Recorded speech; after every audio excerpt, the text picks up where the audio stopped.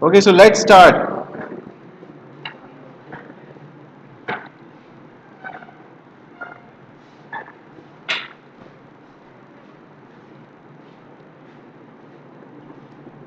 Okay, so this is what we did in our last lecture. In our last lecture, we talked about classes and objects.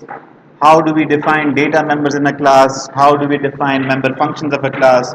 We also talked about static data members. So static data members are data members that are used for storing class-wide information. We also talked about static storage class. Okay, so what do we mean by variables having static storage class and automatic storage class?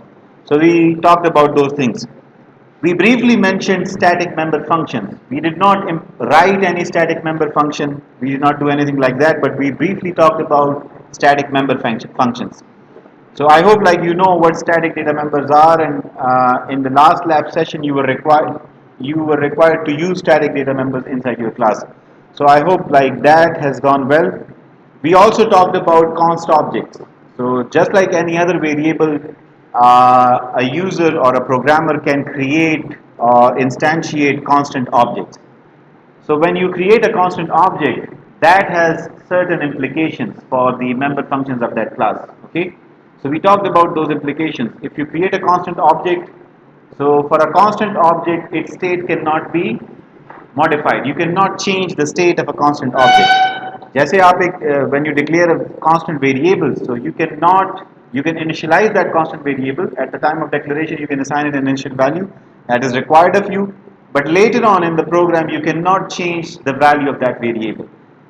Same is the case with an object. When you declare an object at that time, at the time of declaration or instantiation, you can initialize its state. You can specify values for its data members. That is what defines the state of an object. So you can do that at the time of declaration. Okay, but later on you cannot change the state of this object. Now that has some implications, some other implications. Okay? Maybe at first look you do not we do not realize those implications, but one of the implications was that uh, even when you have a constant object, and even when you are calling functions that do not modify the state of that object, you still cannot call those functions. We looked at that. Okay? So what do we do that then? Like if we cannot execute any member function or cannot invoke any member function for a constant object, what should we do? So the compiler requires that member functions that do not change the state of the object, that do not modify the data members of the object, you should explicitly declare those functions as const functions. Okay? So you explicitly state that this member function is a const member function. It does not modify the state of this particular object. Whenever I mention states, so by state I mean data members or attributes or properties. So these are all different names for the same thing. So any function that does not modify the state of the object, you must explicitly declare that function as a const function. Okay? So we looked at that. कैसे करना है? We'll revise that as well. We'll look at it again. We did not complete our discussion of const, although I guess we created some, but we will tie up that discussion. So in today's lecture, we'll complete our discussion of const member functions. Uh, in addition to const member functions, we'll talk about constant data members. We can have a class can have a constant data member. When you have a constant data member, that data member needs to be initialized. Okay. So how do you initialize a constant data member? So we learn about something that is called member initializer list. So we will use member initializer list for initializing constant data members. In the last lab session, we talked about it, but we didn't formally talk about it. Like it was written in those handouts, but we didn't discuss it in class. So we'll do that discussion here today. Then we'll formally talk about member access control for classes. So we'll formally introduce the private, public, and protected keywords. What do they mean? We'll also talk about constructors and destructors. We talked about these functions. These are special functions, special member functions of any class. Constructors and destructors are special member functions of Every class must have a constructor and destructor function. Now their role is, like, whenever you create an object, you need some resources to be allocated to that object, and whenever that object is destroyed, those resources need to be returned to the operating system. So constructor has the role of acquiring resources, destructor has the role of releasing those resources. And resources can be anything. It can be memory, it can be accessing or opening a file, it can be opening or creating a connection to a web server or a database server. That depends upon the type of classes that you need to create. Okay? Here we won't be creating maybe those that complex classes, but in any case, you need to be like, based upon your situation, you might need to acquire different resources for your program. So you do those acquisitions in constructor functions. Okay? And you do the release in destructor functions. When you're done using those resources, you return those resources using destructor functions. So we'll talk about these functions. Then this is also important, we'll talk about objects in memory. When you create different objects of the same class, how are those objects, like how do they exist in memory? So objects are combinations of or aggregations of data members and member functions. Okay. So how do those things exist in RAM? And in this context, we'll talk about this pointer. I guess in the handout we talked about this pointer. So here we'll formally talk about this pointer. What is this pointer? Similarly, this is not like memory models and abstractions. So we'll also learn about how the program, any program that you create, how it views your random access memory. उसको random access memory किस तरह से नजर आती है, ठीक है?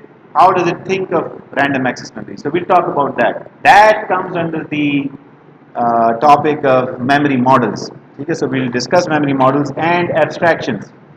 ठीक है, abstractions, this course is all about abstractions, creating new abstractions. ठीक है, so we'll talk about abstractions that already exist and that you come across, but maybe you have not realized कि ऐसा होता है या नहीं होता.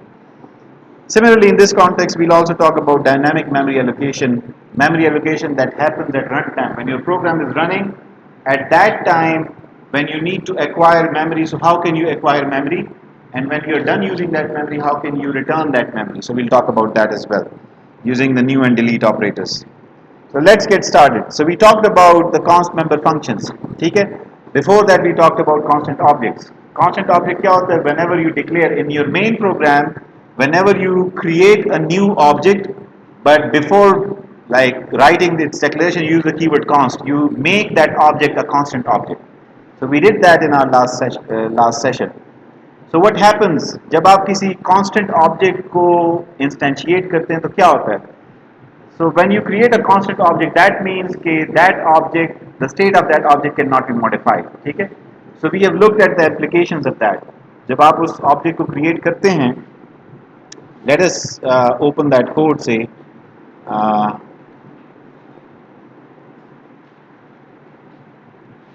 I guess this was the project that we did.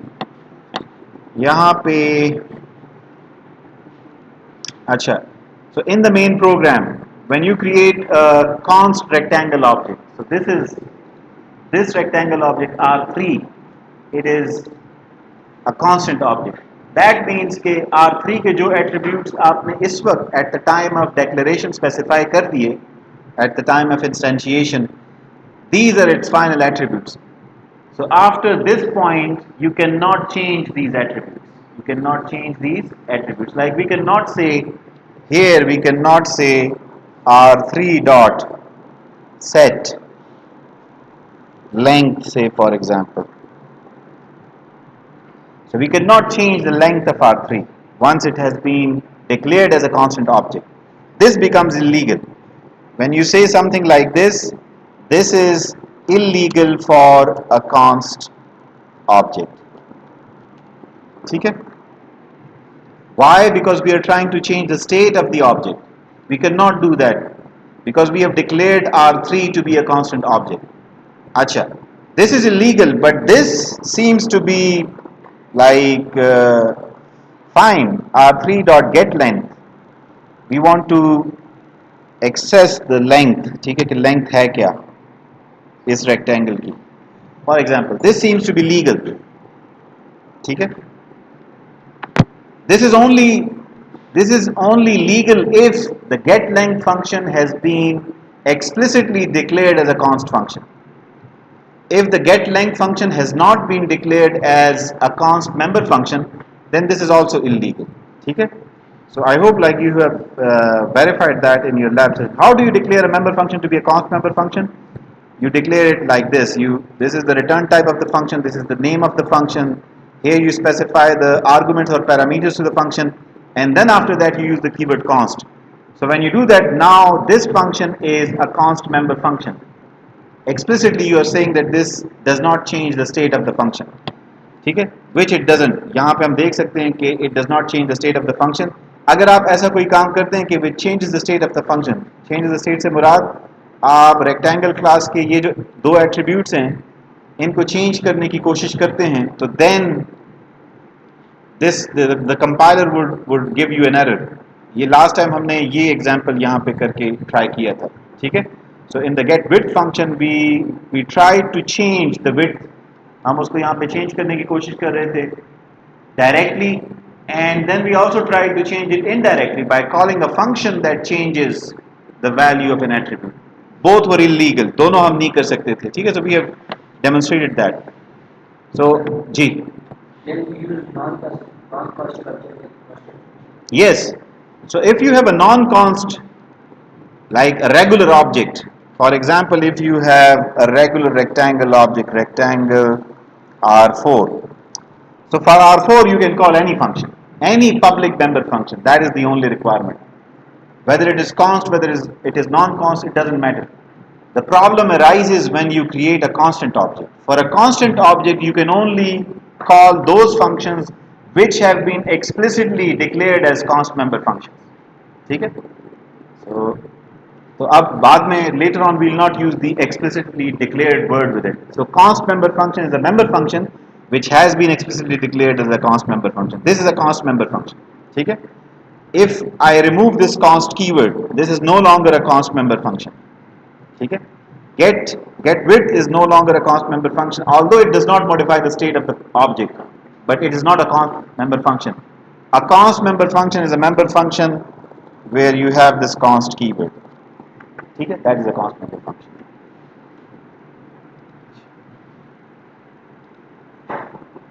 So this is how you declare a const member function. This is the declaration: return type, then function name, parameter list, and after that you specify the const keyword. So the declaration of a const member function is different than the declaration of a const variable. Const variable में वो const जो है, const keyword, it comes before the name of the variable. ठीक है. Before its type and name. In the declaration of a const member function, it comes at the very end. ये बिल्कुल आखिर में आता है. ठीक है. So remember this.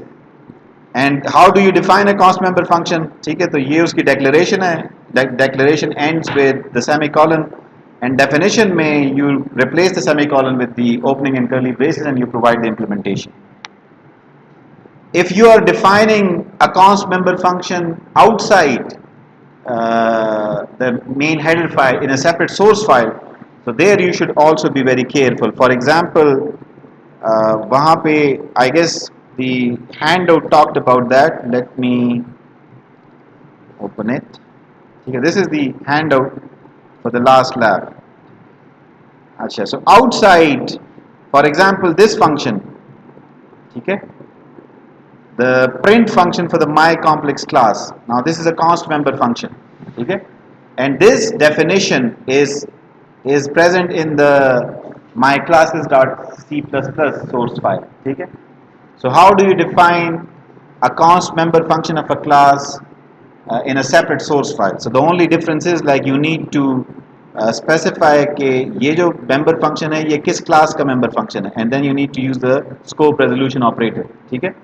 So ये जो declaration मौजूद है, this is basically the full name of the print function.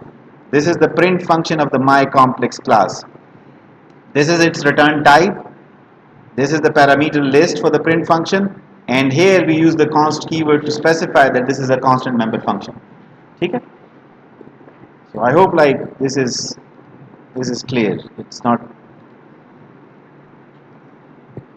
Acha ji, what does a const member function do? A const member function does not modify the class data members. If it does, that is illegal. The compiler will not allow it. ठीक है? It can also, it can't call a member function that modifies the state of the object. तो ना ये खुद state of the object modify कर सकता है, ना किसी ऐसे function को call कर सकता है जो किसी object के state को modify करता है. So both are illegal. ठीक है? So we have talked about that. We have demonstrated this as well. Now this is an example of another class. This is a time class. ये उसमें एक const member function है, right? उसकी this is the declaration of it, and this is the definition of that function outside the in a separate source file. So this is how you define it. Okay. Again, we have looked at it. Now, as a general rule, whenever like you do not know how, if you are writing a class, if you are defining a class, you do not know how that class would be used by the user. ठीक है? लाजमी नहीं है कि आप सारी उम्र applications ही बनाते रहें. Maybe you will never write any application or create any application, but in general, those people who do programming, like they may not always create application programs. Sometimes they may create libraries, and then they may sell those libraries. ठीक है? एक अच्छी library है, बहुत useful है, आपने मेहनत से create की है. So people do that. People create libraries. Even for MATLAB, for something like MATLAB, they create a library to solve a particular problem, and then they sell that library. ठीक है? बड़ी महंगी महंगी 400-500 की library किसी specific field या purpose के लिए अगर है, they create it and then they sell it for that. ठीक है? So this is how they earn money. So you might write or create your classes. आप classes create कर सकते हैं बहुत सारी. You can create a class library. So that class library, how people would use it, that is beyond your control. Like people can create non-const objects. People can also create const objects of your classes. So you should write your classes carefully in a way that it does not hinder the use of those classes by the users. किसी तरीके से उनको वो it should not hinder them. Like I should be able to create a constant object of any class. So if you have not declared const member functions in a class, then I cannot do that. I may be able to create an object, but I won't be able to use that object. So whenever you know that this function does not modify the state of the object, always declare that function as a const function. ठीक है? Always declare that function as a const member function. कोई भी function अगर वो किसी object के state को modify नहीं करता तो उसको explicitly declare as a const member function. ठीक है? That would not restrict the use of your classes. ठीक है?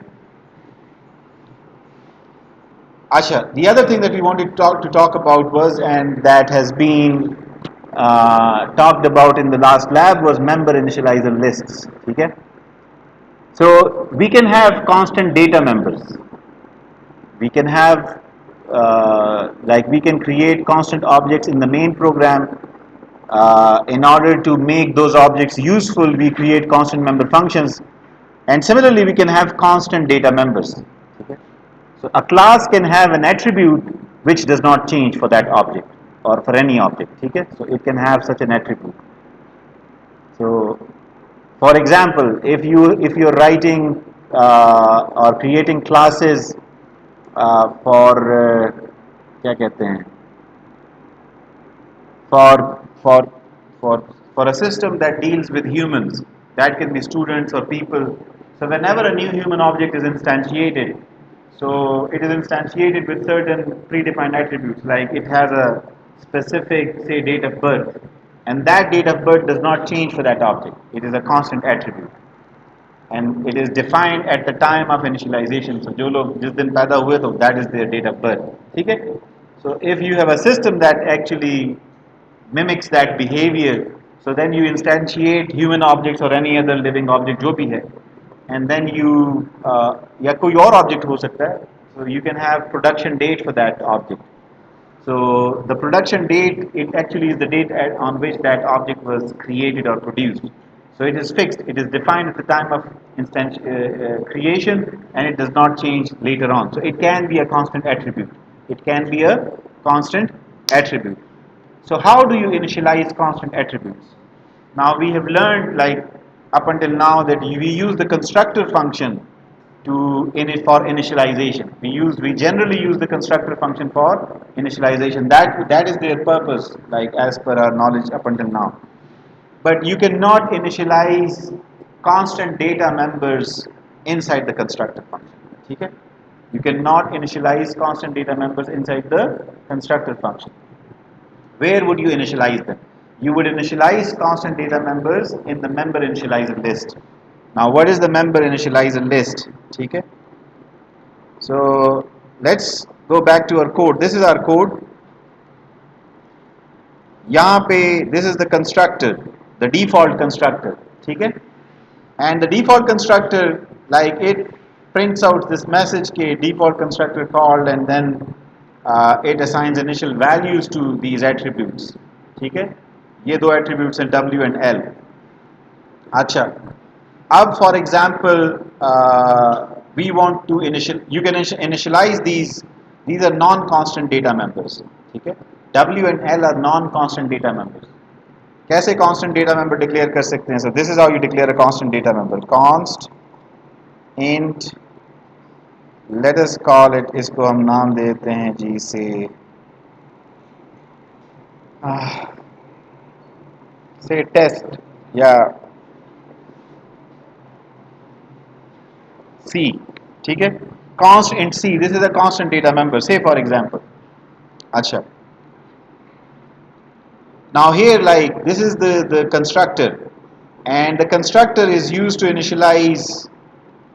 This is what we have stated about the purpose of constructor. Okay? Constructor is used for initialization.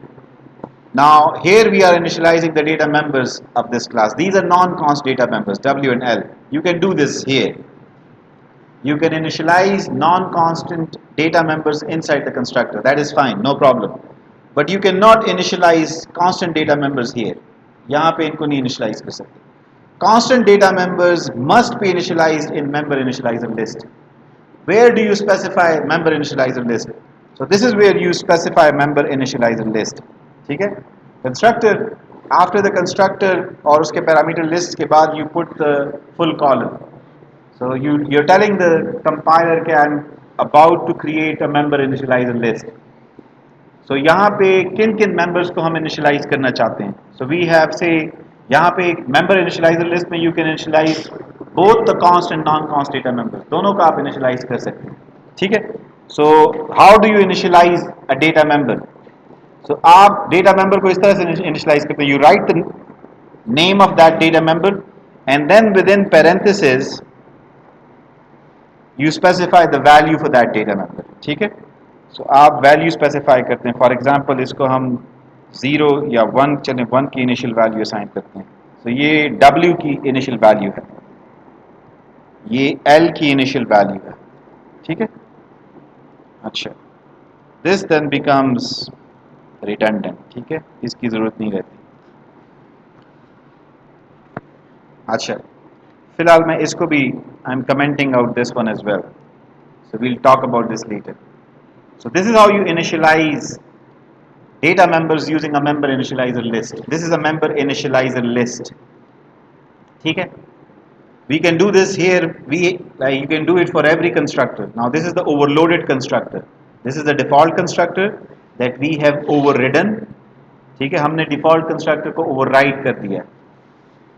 Override से मतलब we have redefined the default constructor. This is the overloaded constructor. ठीक है?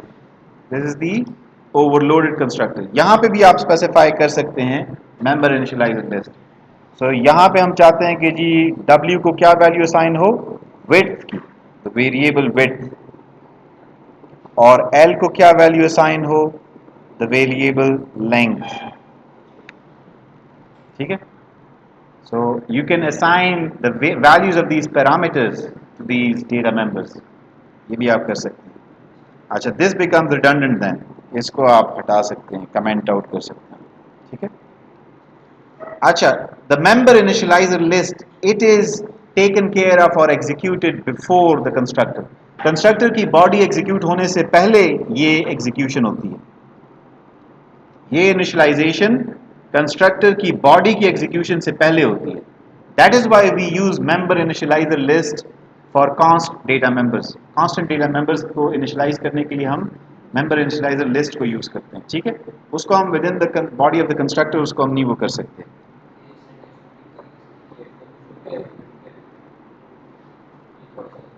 ये वाला क्या चीज़? W is the data member of rectangle class, ठीक है। Width is this parameter, yes, so it must be defined।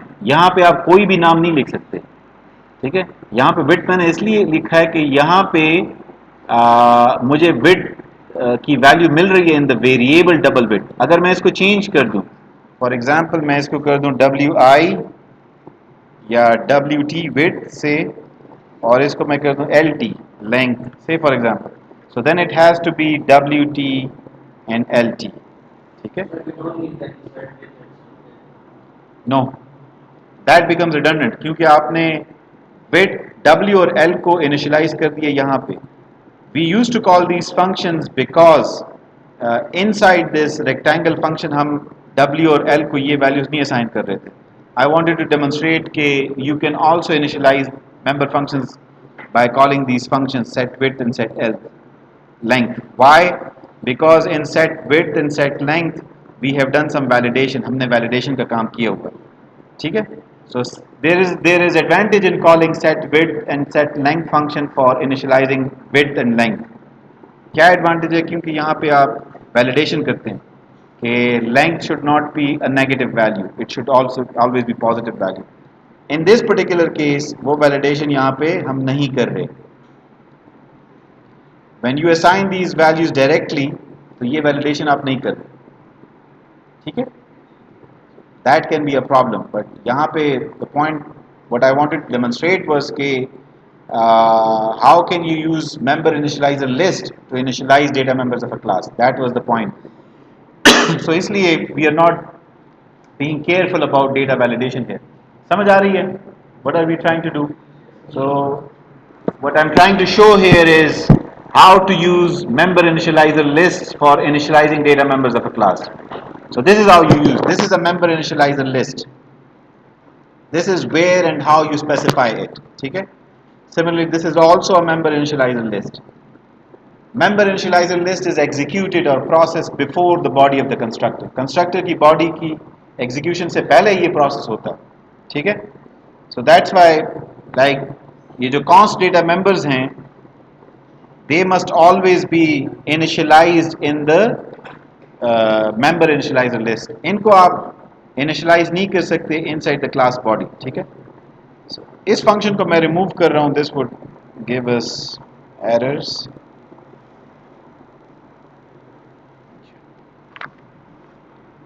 So here we have a const data member, ठीक है।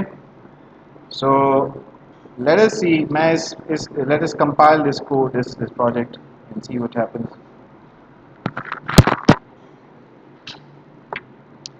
अच्छा, so we have a constant data member now। Before this like we did not have any constant data member। इसको मैंने comment out किया था। अगर हमारे पास ये कांस्टेंट डेटा मेंबर्स नहीं है and you compile your project,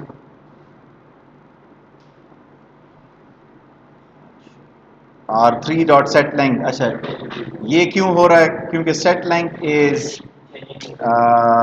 modifying the state of the object and r3 has been declared as a const object, that's why we have this error। this is illegal, ठीक है, we cannot do this जी।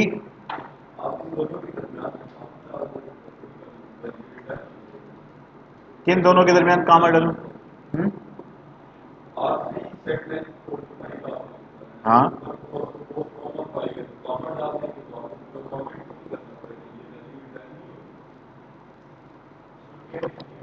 नहीं, this statement is illegal, this statement is illegal, here is the error, ठीक है। Why is this statement illegal? Because we have declared R3 to be a constant object and we are trying to modify R3 by calling the setLength function, और हम उसकी length attribute को change करना चाह रहे हैं। That is what the setLength function does। So this statement is illegal, ठीक है। मैं इस स्टेटमेंट को फिलहाल कमेंट आउट करना चाह रहा हूँ ताकि नेक्स्ट टाइम अगर मैं कंपाइल करूँ सो कंपाइलर इस पे एरर ना दे, ठीक है। अच्छा, गेट लेंथ फंक्शन आपको समझ आ रही?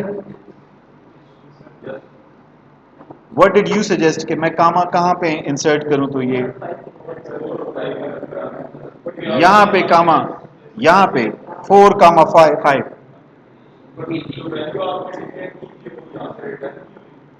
नहीं, this is what you want me to do. अच्छा, now we cannot do it. Why? There is no such function set length which accepts two integer arguments as input. Set length को आपने जो define किया हुआ है ना, we have only this function which takes one input argument, दो नहीं ले रहा, ठीक है। integer तो खैर वो issue नहीं है because this is a constant literal, although this is an integer constant, but it is promoted to a double value, that is no problem.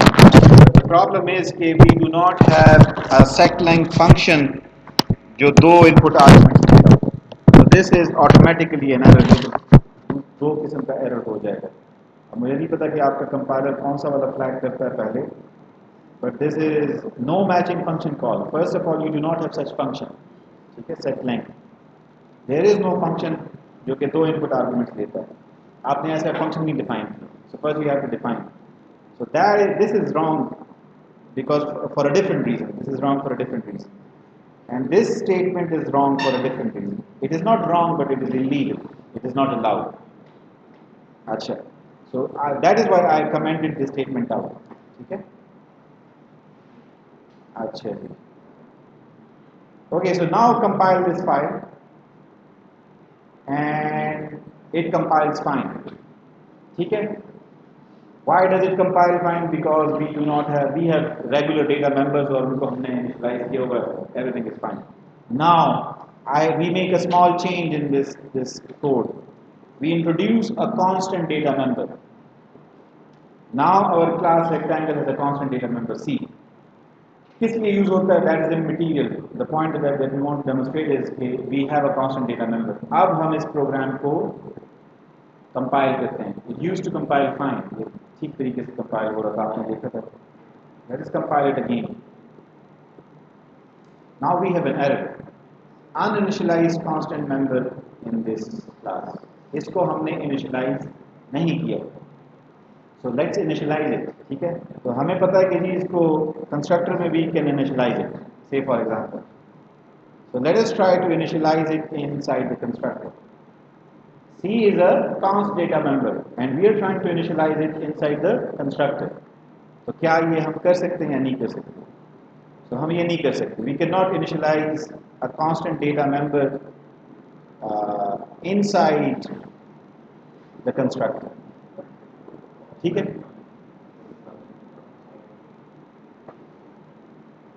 अच्छा, we have to do it in the member initializer list.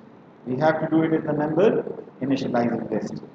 So how do you do that? So C is the data member that you want to initialize और 0 की initial value हम उसको assign करना चाहते हैं. That is what we want to do. ठीक है? अच्छा. So now hopefully यहाँ पे हमें error नहीं मिलेगा. इसको मैं हटा देता हूँ, इसको मैं comment out कर देता हूँ. This is illegal. ठीक है? Because C is a constant data member. That is why it is illegal. अच्छा, now we have fixed one error. ठीक है? By initializing the constant data member C, we have fixed one error. Why am I saying one error? Because we do not have just one constructor. We have another constructor as well, the overloaded constructor. Here again we need to initialize the constant data member. अगर यहाँ पे नहीं किया, still we have a problem. ठीक है? So let's see if we do have a problem.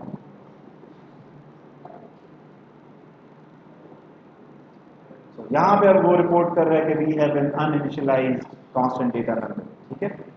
So we need to do the initialization here as well.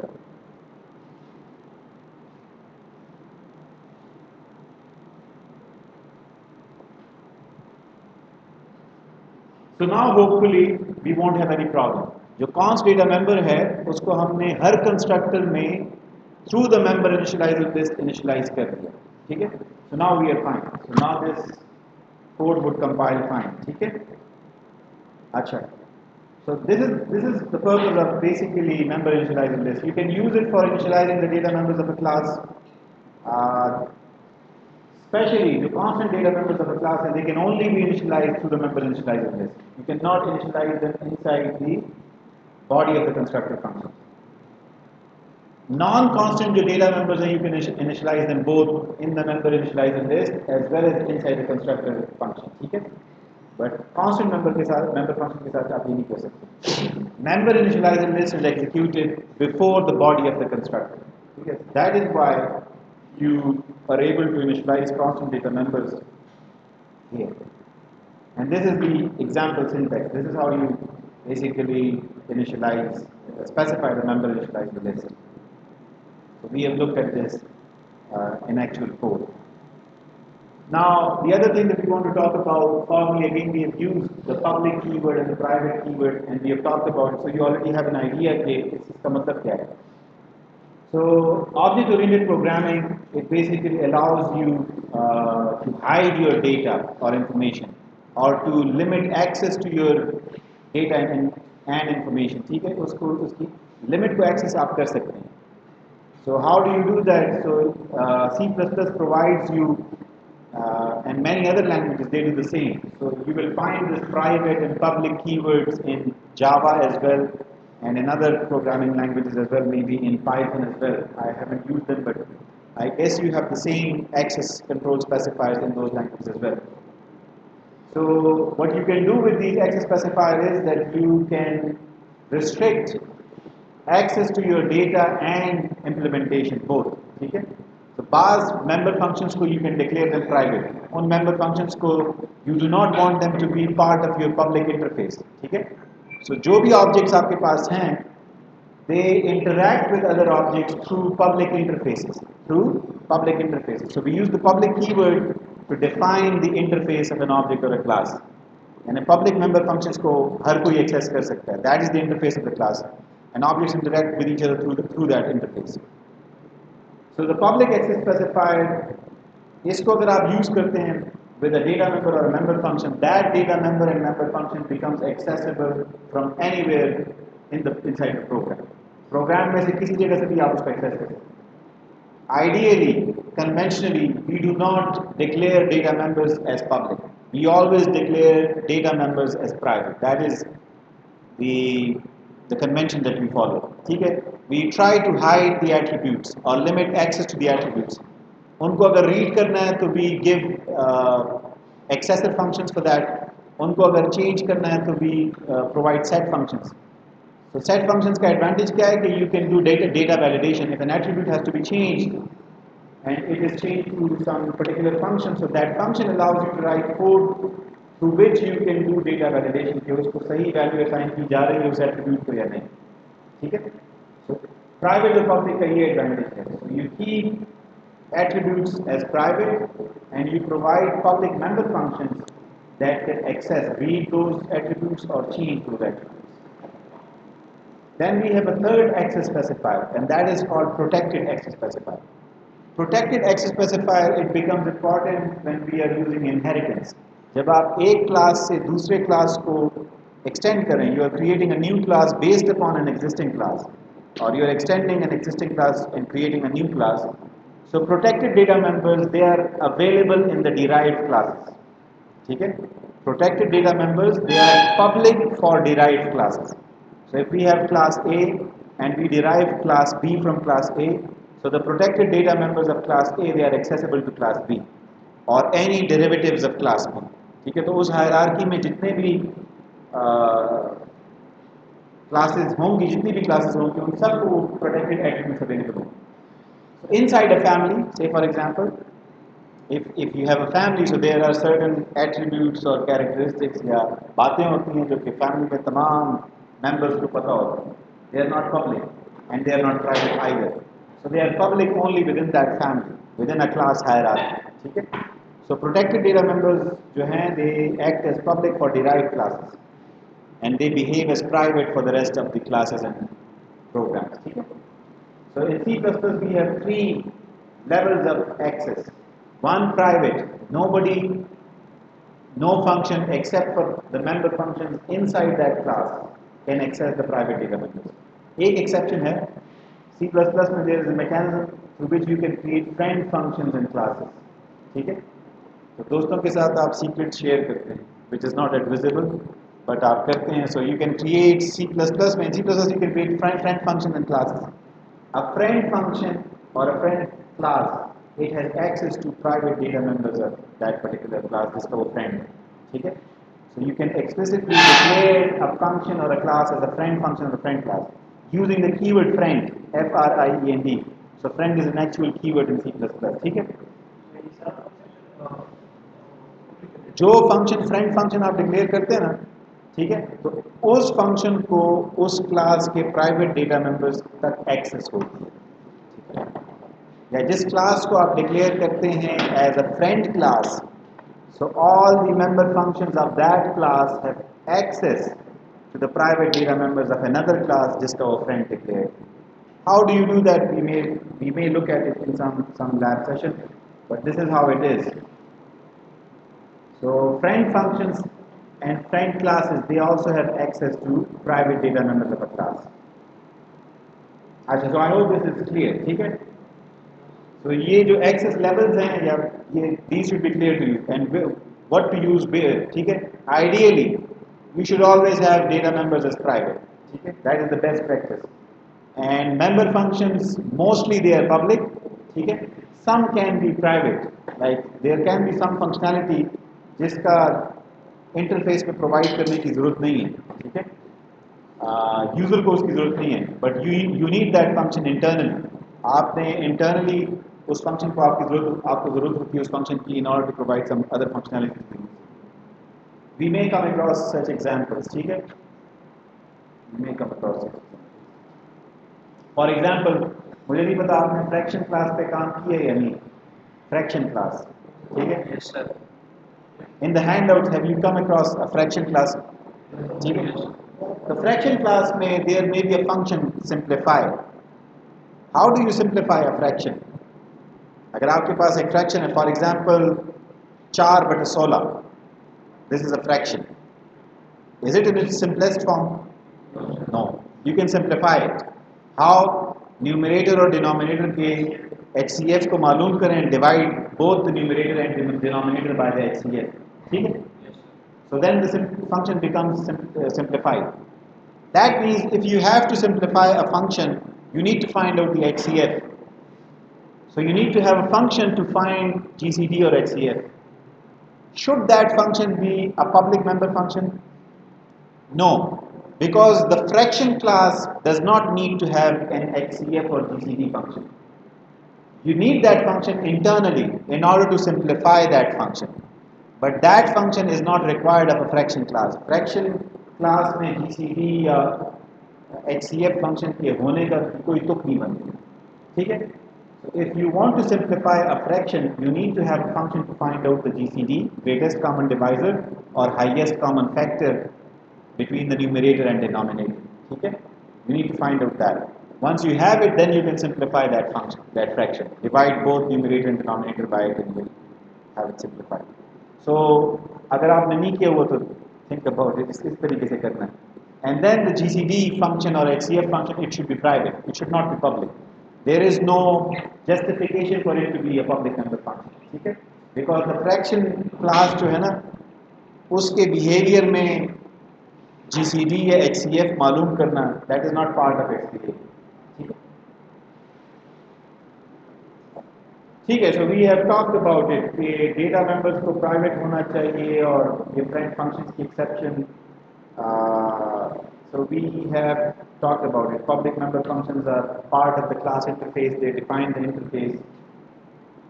Acha, there is one thing that we didn't talk about. The difference between classes and structs. In the first lab, I asked you to create a struct. Okay? Structs and classes, they are very similar. Almost everything that you can do with classes you can do with structs as well, maybe except for inheritance. Like you cannot extend structures. I'm not sure, maybe you can, but I'm not sure. I guess you cannot do that. But other than that, you can have member functions inside a structure. You can have private member functions and public member functions, private data members and public data members inside a structure. You can do all that inside a structure. So at times it only feels a slight difference of syntax. ये तो सिर्फ syntax का फर्क है. Class और struct शायद एक ही चीज़ है. But I guess in inheritance and polymorphism में the behavior of the two is different. Okay, that is what I think. I have not verified it. मैंने किया नहीं. It is not that difficult to verify it, but I have not verified it yet. The difference between classes and structure is the default X specifier in classes it is private. Classes में अगर आप कोई data member या member function declare करते हैं and you do not specify X specifier तो वो by default private होता है. ठीक है? I guess we have verified that. इसको हम देख चुके हैं. ठीक है? तो वो by default private होता है. लेकिन अगर स्ट्रक्चर का आपको याद हो, स्ट्रक्चर के जब डेटा मेंबर्स हमने डिफाइन किए थे, we did not specify private और public, and without specifying whether they are public और private we could access those data members. तो बाय डिफॉल्ट स्ट्रक्चर्स के जो डेटा मेंबर्स होते हैं दे आर पब्लिक, और क्लासेस के member function and data member they are private. So if you need to make something public you have to explicitly use the public access specifier. ठीक है? अच्छा, in addition to all this, we have also talked about constructors and destructors briefly, or lab में you must have created these. Now this is formal introduction to it. इसमें कुछ चीज़ें में भी थोड़ी सी अहम हो. एक चीज़ जिसको आप बहुत सारे लोग भूल जाते हैं, that is कि a constructor member function must be public. Now what is the purpose of a constructor member function? So a constructor member function is a member function of a class. It is a special member function of a class. ठीक है? The purpose is to initialize data members of the class, या to acquire resources for the class.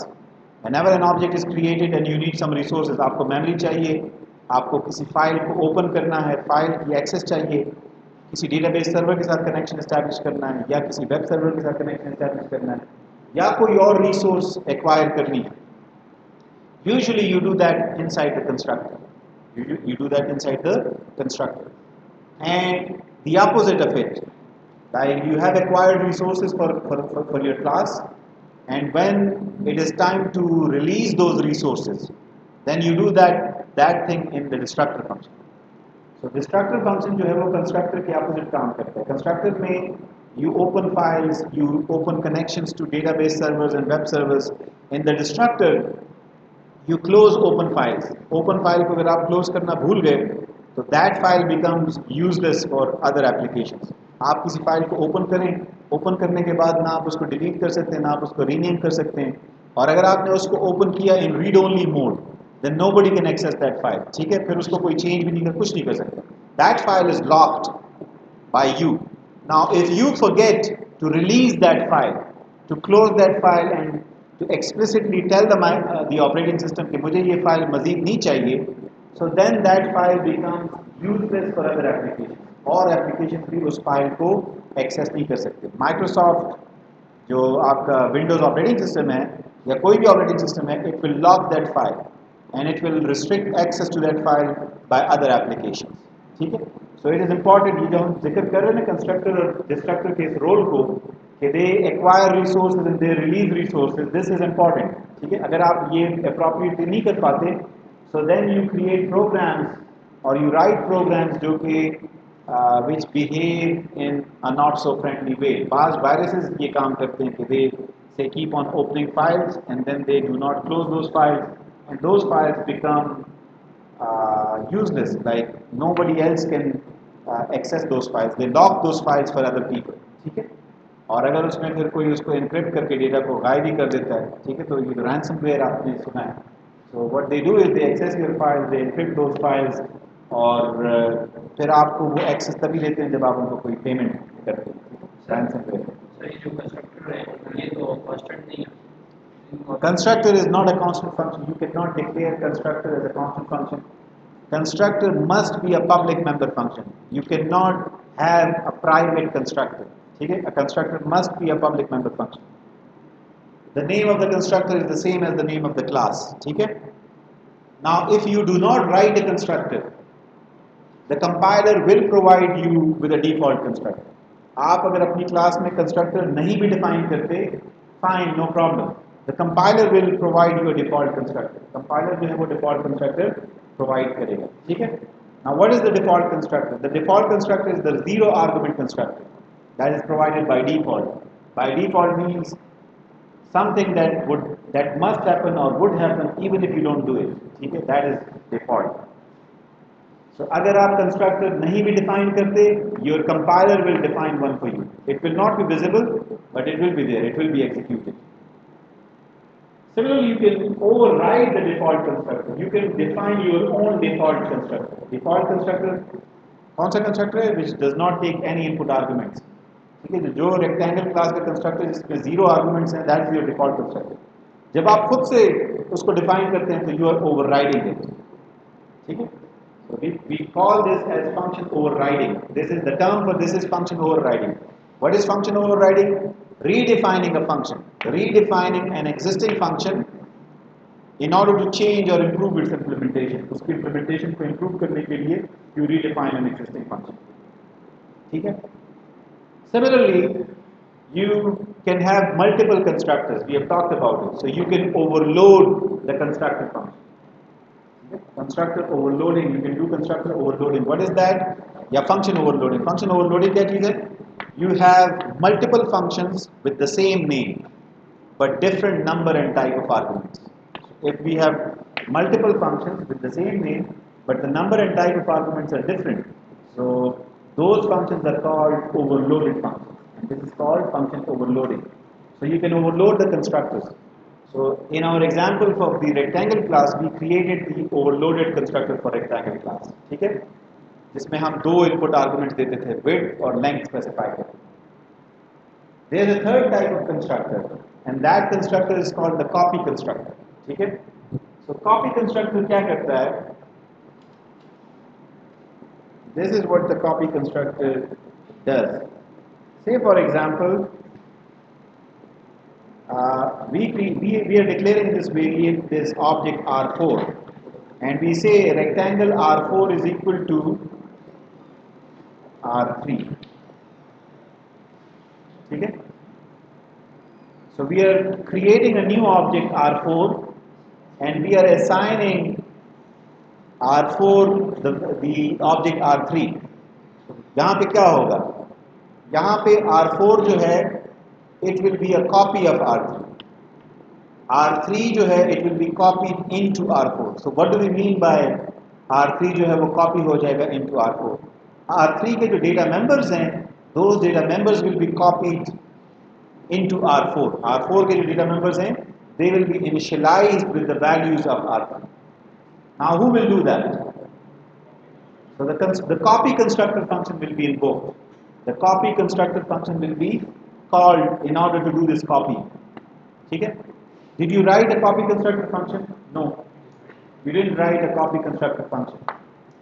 So who provides the copy constructor function? By default, the compiler would provide a copy constructor function. वो provide करेगा. अच्छा, अगर वो नहीं करता, yeah, if you need to override the copy constructor function, you can do that.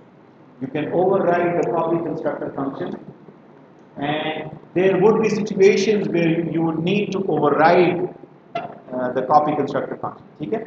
So उन situations को we talk about that later. Those situations arise when we need to do something that we call deep copy. So there is a concept of shallow versus deep copy. Shallow copy, deep copy. ठीक है? So उससे क्या मुराद है?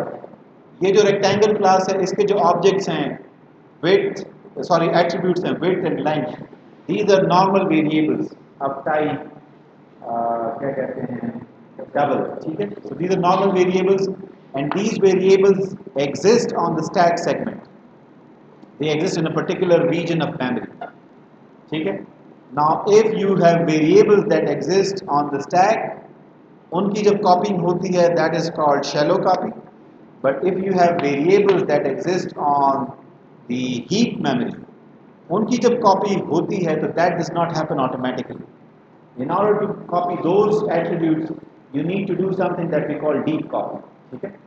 So right now you should have this concept. ये दो terms आप ज़हन में बिठा लें कि we जब एक ऑब्जेक्ट जो है वो कॉपी होता है into another object, that situation can arise in when we do something like this. आप एक ऑब्जेक्ट को असाइन कर देते हैं दूसरा object, you can do this.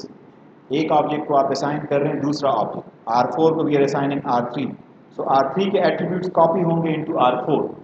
Who will do this? The copy constructor will do it.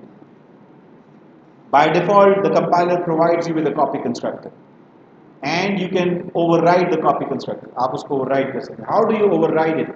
ठीक है, I guess यहाँ इस lab handout में we talked about the copy constructor as well. So this is passed by value or passed by reference? Pass by reference, ठीक है. So object जो है वो pass by reference आता है. Objects are always passed by reference. Okay? Objects are always passed by reference. Let us do this. Let us create the copy constructor. So the copy constructor again, it is a constructor function. So its name is the same as the class, and it is the copy constructor. Okay? So यहाँ पे we will receive an existing object, a reference to an existing object. Okay? So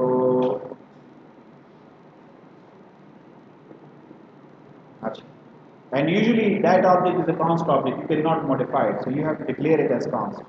Const rectangle, and this is an existing object, okay, which says copy me. इसको ये नाम हमने दिया, ठीक है. What is this copy me? This is just a name, you can have any name. Reference. Say for example we can have R simple R rectangle. Reference क्यों है? Refer किसको कर रहे हैं?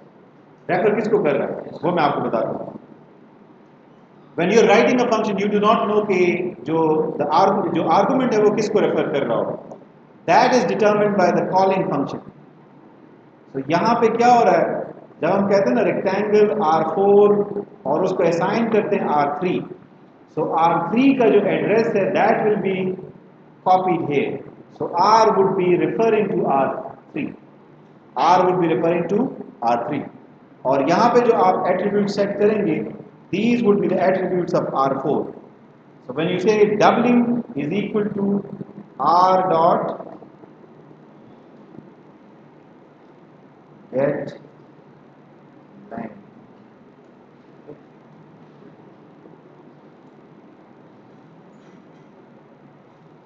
and L is equal to R dot get. So you tell you. Sorry, ठीक है. This is W and this is.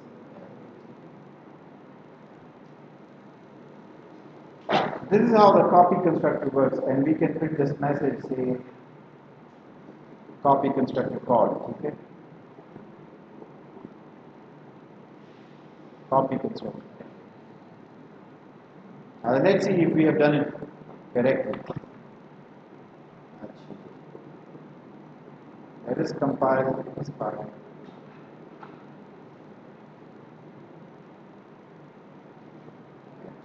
Uninitialize const member in C. So यहाँ पे we need to specify C is equal to R dot C. या इसको 0 दे. But it has to be a copy, so it should be R dot C. Actually, inside the copy constructor, you can access the data members directly. Like we can say something like this. We can say L is equal to R dot L. This is fine. Okay. L is a private data member, but inside a copy constructor, you have access to the private data members of this class. Similarly, W is equal to R dot W. So these are two different objects. ये जो R है, this is a different object, और ये जो attribute है L और W, these are the attributes of a different object. Here, जब आप कहते हैं ना R4 is equal to R3, so R3 का एड्रेस आता है in the variable R, copy हो जाता है, ठीक है. और ये जो एट्रीब्यूट्स है ना R4, जो ऑब्जेक्ट है R4, ये इसके एट्रीब्यूट्स हैं, ये L और W, ये R4 ऑब्जेक्ट के एट्रीब्यूट्स हैं, जिनको हम असाइन कर रहे हैं R3 ऑब्जेक्ट के एट्रीब्यूट्स। और ये जो कंस्ट्रक्टर मेंबर फंक्शन है, this has been invoked for R4 object. ठीक है, तो अब यहाँ से हम रेक्टेंगल क्लास के प्राइवेट डेटा मेंबर्स को एक्सेस कर रहे हैं। So this may look like illegal, but from inside the copy constructor function, this is fine, this is legal. So you can do it this way, this is fine. इसको आप, or you can do it this way, आप यूँ भी कर सकते हैं। और constant data member को चेक करें, हम यहाँ पे initialize करते हैं। Now let us try to compile it again. अच्छा जी, it compiles fine. Let us build and run.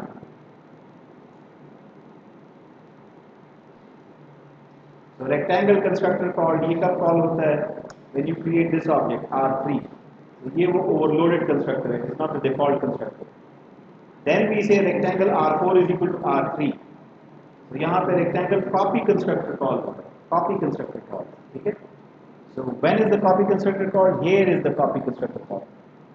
When you assign one object to another object, तो copying के लिए data members की copying के लिए the copy constructor is invoked, ठीक है? Then फिर R2 को हम करते हैं, तो उसके बाद डिफॉल्ट कंस्ट्रक्टर यहाँ पे कॉल होता है, ठीक है?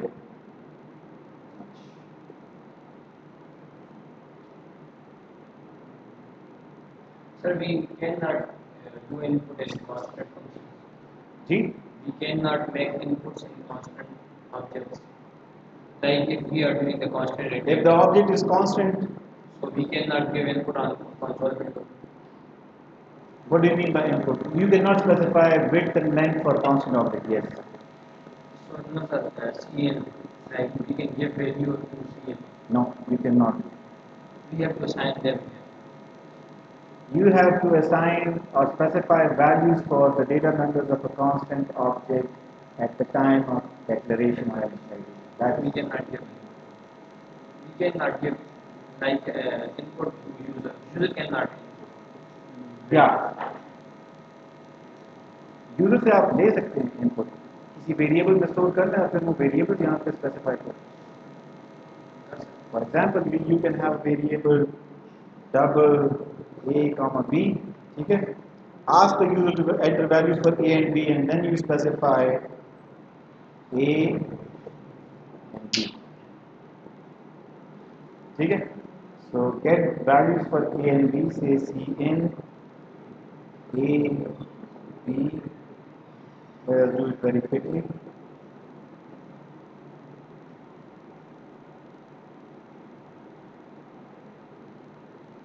You can do that. So A की value say 58, 69. If you want to do something like this, you can do it. Get values for length and width from the user, and then pass those values to a constant object at the time of declaration. So this is also fine. It doesn't make any difference कि A or B variables हैं. Their values are known and defined at this point in time. And after this, you cannot change these values. इसकी जो values हैं इनको change, ए और B को change कर सकते हैं, R3 के जो विड्थ और लेंथ के एट्रीब्यूट्स हैं उनको नहीं चेंज कर सकते। This is fine, you can do it. अच्छा, so I hope like you know what a copy constructor is, when is it invoked, there is another instance when it is invoked, when you are passing objects as arguments to functions, तो तब भी copy constructor call होता है, ठीक है ना? Right now we are calling functions and we are passing doubles, integers, such values to functions. So there can be functions which can work on objects. So when you are passing an object to a function, usually a copy of that object is created if you are not doing it by reference explicitly, and then the copy constructor is invoked. Okay? So a copy constructor is also provided by default, and you can choose it, you can choose to override it, you can choose to override it. And when do we need to override it? You can do it anytime, but when do we specifically need it? We need it when we need to do a deep copy of objects, okay? When we need to perform a deep copy of objects, then we specifically need to override the copy constructor. Similarly, we have talked about constructors. So constructors are all about getting resources for objects. Okay? And when the object is done executing, then those resources need to be released or returned back to the operating system. So for that we need the destructor. Okay? For that we need the destructor function. The destructor function is also a special function. Its name is the same as the class name, and there is only one slight difference. Before the name of the destructor function, like we have this tilde character. Okay? This character is called a tilde character. Tilde. Destructor function does not have any arguments. Zero arguments. You cannot overload the destructor function. There is no point in overloading the destructor function. एक ही destructor function बस हो जो कि object को destroy करे. Object को मुख्तलिफ तरीकों से हमने नहीं मारना कि गोली मार के मारें और चाकू मार के मारें. ठीक है, ये काम नहीं करना. So objects की destruction is very simple. You just need to take back the resources that you initially assigned to that object. So that is why we don't need to overload the destructor function. It is provided by default and you can choose to override it. Acha. So it is used to release dynamically allocated memory. Dynamically allocated memory कब आपको assign होती है? When you use the new operator. When you create objects or any other variable using the new operator, so that is basically dynamic allocation of memory. We'll talk about it in this class. So वो जब आप assign करते हैं, if you need to release that memory, so then you use the destructor function. The destructor function is invoked automatically whenever an object goes out of scope. यानी किसी function के अंदर आप एक ऑब्जेक्ट क्रिएट कर रहे हैं, वो फंक्शन जब एग्जीक्यूट हो गया आप उस फंक्शन से बाहर चले जाते हैं, so then objects created inside that function they go out of scope. So those objects must be destroyed, and then the destructure function is called. जितने ऑब्जेक्ट्स क्रिएट होते हैं, for example you have created 5 objects, so the destructor function would be called 5 times, each time for destroying a specific object. ठीक है, जो भी out of scope जाता है. How do you write a destructor function? I hope you have done that, but let us do it for the rectangle class. So this is how you create a destructor function or define a destructor function. So again, its name is the same as the function, does not have any arguments. This is the body. The only difference is it has this character called the tilde character. The tilde character precedes it. Okay? So this is the destructor function.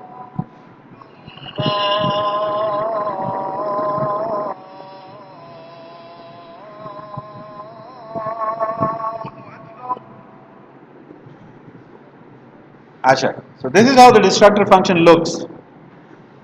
Now let us print this message. Whenever this function is invoked, we want this message to be printed.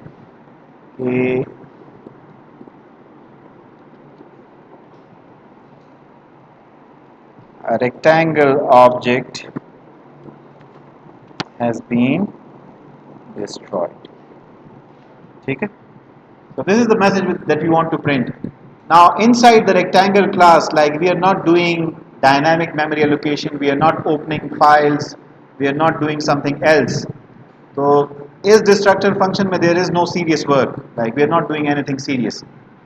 In data structures, we would be writing destructor functions which would be doing serious stuff, like usme we'll be mostly creating objects on the heap, dynamically उनको हम create करेंगे और फिर उनको हमने destroy भी करना होगा. ठीक है?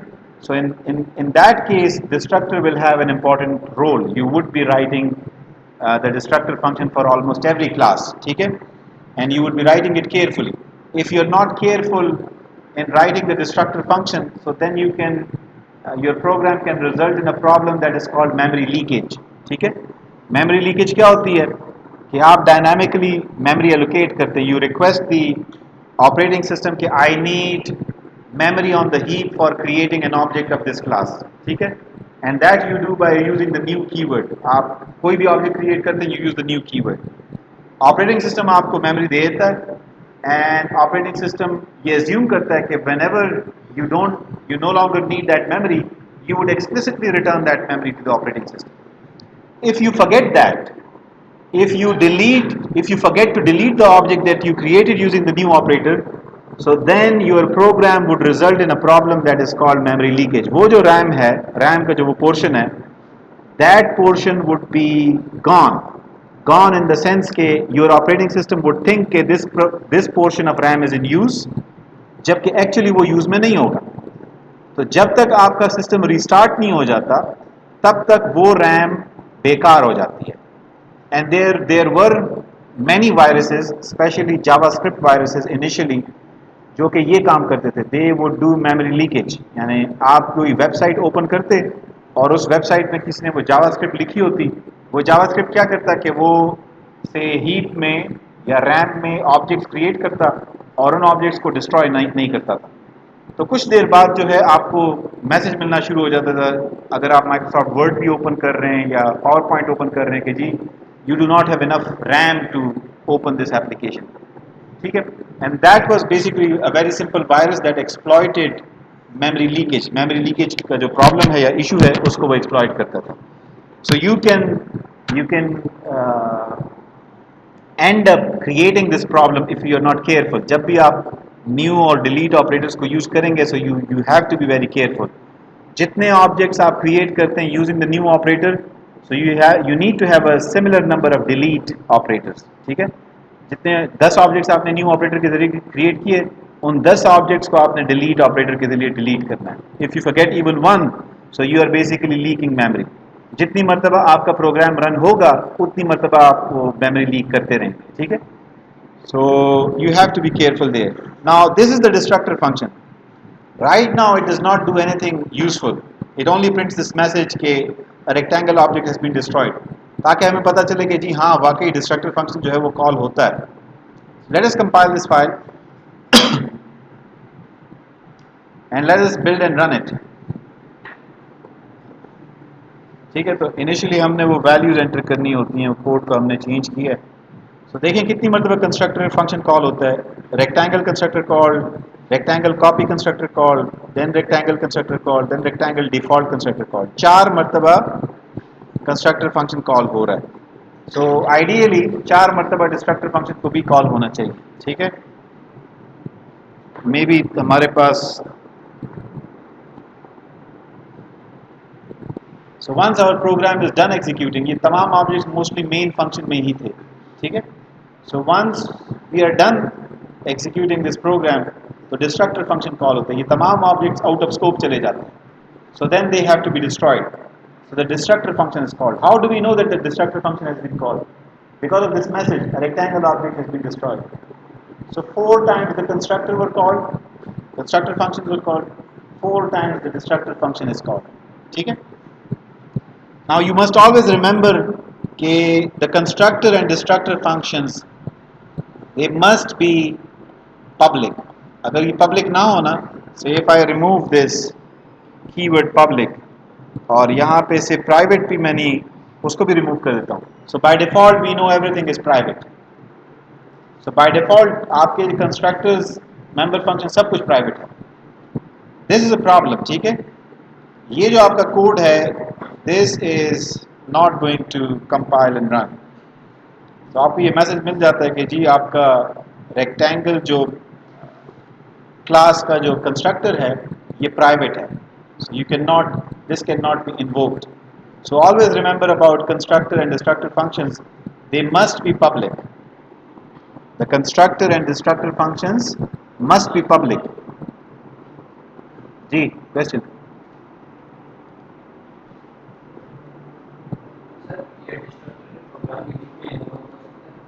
बिल्कुल हो सकता है. बाय डिफॉल्ट डिस्ट्रक्टर तब इन्वोक होगा जब कोई ऑब्जेक्ट जिसको आपने क्रिएट किया वो आउट ऑफ स्कोप चला जाए. अब तमाम ऑब्जेक्ट्स जो है ना, वो ये मेन प्रोग्राम में हमने क्रिएट किए हुए हैं. तो मेन प्रोग्राम से आउट ऑफ स्कोप हम कब होंगे? जब हमारा प्रोग्राम एग्जीक्यूशन बंद कर जाएगा. ठीक है जी. दरमियान तो आप कहीं दरमियान में क्रिएट कर रहे होंगे, कहीं ना कहीं हो रहा होगा. For example, if I create objects in this function rect area और मैं रेक्ट एरिया फंक्शन को कॉल करता हूँ. ठीक है. तो जब रेक्ट एरिया फंक्शन से हम वापस जाएंगे, तो जो भी ऑब्जेक्ट्स हमने यहाँ पे क्रिएट किए हुए हैं, those objects will go out of scope. And they will be destroyed, और उनके लिए फिर डिस्ट्रक्टर फंक्शन कॉल होगा, ऐड फंक्शन। और ऐड फंक्शन में यू आर क्रिएटिंग ऑब्जेक्ट्स, लेकिन उसमें कॉपी तो हो रही है ना, वो जो आर्गुमेंट्स आप ऐड फंक्शन को प्रोवाइड कर रहे हैं, तो ऑब्जेक्ट की कॉपी हो रही है, there is a new object is being created, copy constructor is invoked, तो वो ऑब्जेक्ट डिस्ट्रॉय होता है, इसलिए आपको वो मैसेज मिलता है जब आप ऐड फंक्शन को कॉल करते हैं। So the copy constructor is being invoked because you are passing one object to an object to that function. आपने वहां पे पास बाय रेफरेंस नहीं किया होगा, पास बाय वैल्यू होगा। ऐड फंक्शन को आप देखें, बाय रेफरेंस है ऐड। अच्छा,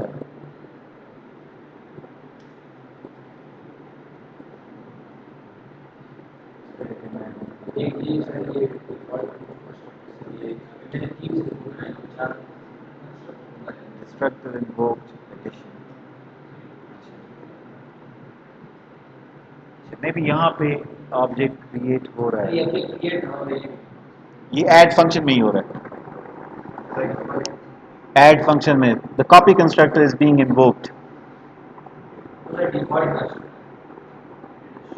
डिफॉल्ट कंस्ट्रक्टर इन्वोक हो रहा है, सम वेरिएबल तो नहीं डिक्लेयर किया। अच्छा, so I hope like you're clear about all the constructors, the different types of constructor functions, the destructor function, the copy constructor function, कब कॉल होता है कब नहीं होता। एंड इफ यू फॉलो जो लैब के टास्क हैं जो कि पहले से किए हुए हैं और जो आपको असाइन किए गए हैं, if you do that, so hopefully you won't have any problems. Now we have talked about this thing in a relatively in some sense in informal way, ठीक है, कि how are objects whenever when we are creating objects of different classes, for example in the example we created 3 or 4 rectangle objects, ठीक है, 3 rectangle objects। so वो जो rectangle objects हैं वो memory में कैसे exist करते हैं। now we know that an object is an aggregation of data members and member functions, so does that mean that every object will have a separate copy of its data members and member functions, or is it something different? ठीक है, so in this slide we are going to talk about this question, okay, if we have multiple objects of a class, how are those objects, like how do they live inside the random access memory? So this basically tells you about how do these objects exist in memory. So these are say objects of the time class or timer class. Okay? Maybe in lab you have created this class, time or timer class. So we have this class there, and these are say 4 objects of that class. Now if you have 4 objects of the timer class inside RAM, what does that mean? That means that each object will have a separate copy of the non-static data members. So these are non-static data members of the timer class. Okay? Every object, T1 has its separate copy, T2 has its separate copy, T3 has its separate copy, T4 has its separate copy. These are all integer data members. So that means T1 will have, like, it will occupy 16 bytes of RAM. T2 will also occupy 16 bytes of RAM. So if you print like size of T1 or size of T2, you will have 16 की value आपको मिलेगी। तो किसी भी object का अगर आप determine करना चाहते हैं what would be the size और space that it would require in RAM, so all you need to do is like count all the non-static data members of that object, कितने non-static data member है, हर data member को store करने के लिए कितनी space required होती है, and then you can find out like हर ऑब्जेक्ट कितनी स्पेस ऑक्युपाई करेगा। नाउ ऑब्जेक्ट्स के जो नॉन स्टैटिक डेटा मेंबर्स हैं उनकी इंडिविजुअल कॉपीज होती हैं for each object, but object के जो मेंबर फंक्शंस हैं उनकी सिर्फ एक कॉपी होती है for all the objects of that class. There are no separate copies of the member functions of a class for all the objects. All the objects they have just one copy of the member function. तो अगर आपके पास ये constructor functions हैं तो उनकी भी एक कॉपी होती है। अगर आपके पास ये get hours, get minutes, get seconds, set hours, set minutes, set seconds, print और रीसेट के फंक्शंस हैं, उनकी भी सिर्फ एक ही कॉपी होती है। तमाम ऑब्जेक्ट्स के तमाम जो मेंबर फंक्शंस हैं किसी भी क्लास के, उनकी सिर्फ एक कॉपी एग्जिस्ट करती है इन रैम। ठीक है, वाई? For efficiency reasons. ठीक है, it is not efficient in terms of memory utilization if you have multiple copies of the same function. एक फंक्शन की 10 कॉपियां रखने की कोई जरूरत नहीं है, because at any given time like may be वही एक ऑब्जेक्ट के लिए ही आप किसी फंक्शन को एग्जीक्यूट कर रहे हो, even if that is not the case. So if you have a function that many objects are trying to access, so usually we try to uh, have one copy of that function. I hope like you have heard the term dynamically linked libraries, DLL. DLL का नाम सुना है? DLL file missing है, फला DLL missing है, वो DLL missing है. Now what is a DLL? DLL stands for dynamically linked library. Dynamic linking करते हैं, किसके साथ लिंकिंग करते हैं dynamic? So the caller function and the callee function, यानी एक फंक्शन कॉल कर रहा है किसी फंक्शन को जो कि इस लाइब्रेरी में मौजूद है। ठीक है, सो इन दोनों को आप लिंक कर रहे हैं, the calling function and the callee function, दोनों को आप डायनामिकली लिंक कर रहे हैं। So what happens in DLLs is that as opposed to DLLs we have statically linked libraries. Statically linked libraries, they are efficient in terms of speed. अगर आप statically linked library use कर रहे हैं तो those programs would be faster than programs that use dynamically linked libraries. But dynamically linked libraries they are efficient in terms of memory, क्योंकि DLL की एक copy होती है inside the RAM. So all the functions in that library, only one copy of those functions exists in the RAM. And if there are 10 programs that use that function, so वो जो 10 programs हैं they are dynamically linked to that function one by one. ठीक है, पहले एक function को access दी जाती है, फिर दूसरे फंक्शन को, फिर तीसरे फंक्शन को, फिर चौथे फंक्शन। ठीक है, so even like outside classes operating system level पे भी फंक्शंस की एक कॉपी को मेंटेन किया जाता है। ठीक है, अगर कॉमन फंक्शंस हैं, for example all applications they need to print documents, they need to access the printer. So printer के लिए there is a DLL. So there is one DLL or one function for printing, system wide function है। एक ही print dialog box आपको नजर आता है जब भी आप Acrobat Reader से print करें, Microsoft Word से print करें, किसी भी application you get a similar dialog box, जो print dialog box होता है। ठीक है, अगर आप सिस्टम वाले को यूज करते हैं। Why? Because you have a similar code, एक ही फंक्शन है जिसको सब एक्सेस कर रहे हैं। ठीक है, उसकी यूटिलिटी है कि आप मेमोरी में फिर स्पेस आप बहुत कम लेते हैं। तमाम एप्लीकेशंस प्रिंट करना चाहती हैं and it is inefficient for all of them to develop their own code for printing. So what they do is they request the operating system to print some document for them, and the operating system has one dialog box और one say library for printing, for handling printing. यही काम होता है in classes as well. So we have unique copies of the data members for each object. Her object की data members की separate copy होती है, but we have only one copy of the member functions of the class for all the objects of that class. ठीक है, अब इसमें there is one more important question. That question is कि get hours function को कैसे पता चलता है कि मैंने T1 के hours print करने या T2 के hours print करने या T3 के hours print करने? How does get hours function know which hours, which minutes, which seconds to access? ठीक है, ओके, सो नहीं, member access operator नहीं, every member function of a class, जब आप कहते हैं ना कि से यहाँ पे मैं आपको यहाँ पे डेमोन्स्ट्रेट कर देता हूँ। For example this is the class we have and this is the get width function. Now you can see like the get width function does not have any parameter, कोई input argument नहीं मिलता। ठीक है, but there is one input argument जो इसको मिल रहा है, and you cannot see that it is called, it is a pointer, and this pointer has a special name, it is called this pointer। ठीक है, it is called this pointer, you can access it using the keyword this। अच्छा, चलें access करते हैं। So let us से यहाँ पे हम कहते हैं cout get width called for object at,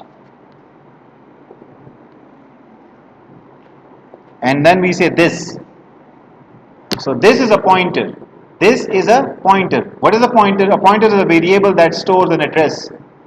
So it has an address. Address of the object for which this function is called. उस ऑब्जेक्ट का एड्रेस है जिस ऑब्जेक्ट के लिए इस फंक्शन को इन्वोक किया गया. ठीक है. We want that address to be printed. We want that address to be printed. अच्छा, अब get bit फंक्शन को याद रखें. Let's get back to the main program. यहां पे हम क्या कर रहे हैं? We have objects R3, R4. ठीक है. Now let me print this thing. See out. What do we do if we need to find out the address of some variable?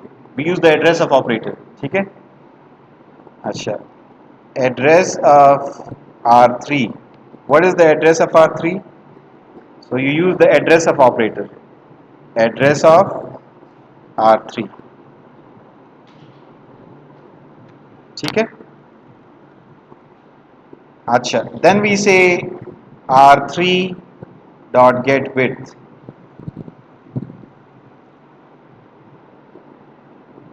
ठीक है. फिर हम कहते हैं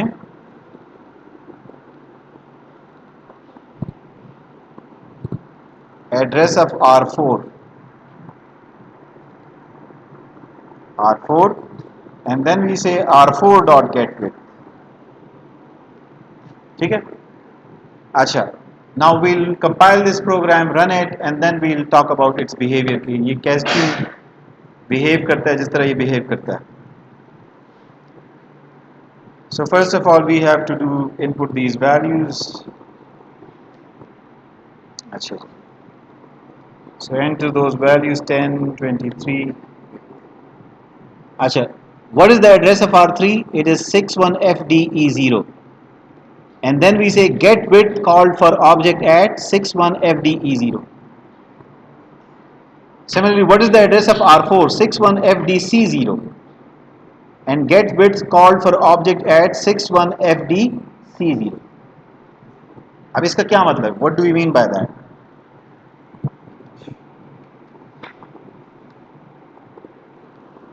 Let us minimize it. Again, we said that we only have one copy of the member functions of a class. So हमारे पास ये जो member functions हैं, get width, get length, memory में we only have one copy of these member functions. But we can have tens of objects of rectangle class. So the question was, how would these functions know कि मुझे किस object के लिए call किया गया? The answer is, when you call a function, for example, when you say R3 dot get width, so the get width function, it is passed the address of R3, उस object का address जिस object के लिए इसको invoke किया गया. So get width function को आप कोई argument नहीं दे रहे, but it gets this secret argument which is the address of R3. अच्छा, उस address को अगर आप access करना चाहें, how can you do that? So inside the get width function you can access that address using this pointer. Using this pointer you can get the address for which this function, address of the object for which this function has been called. ठीक है. तो ये जो है ना return W, this is basically return this arrow W. This is basically this thing. ये हम लिखते नहीं हैं, इसकी जरूरत नहीं है. This is understood, this is implied when you say W, तो कौन सा W, किस ऑब्जेक्ट का W?